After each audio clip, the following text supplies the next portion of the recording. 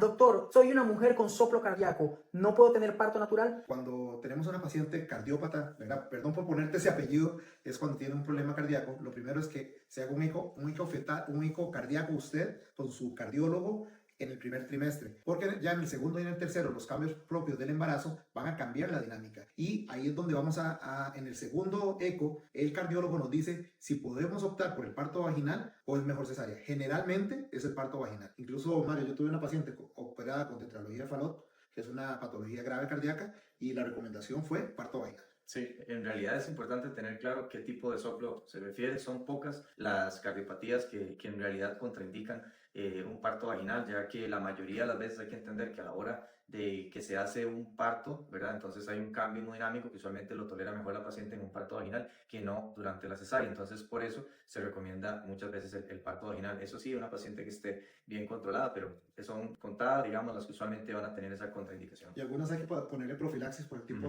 dependiendo si tiene valvulopatía o no. Entonces sí es mejor Es un trabajo en conjunto en realidad, pero la mayoría no vamos a encontrar esa contraindicación.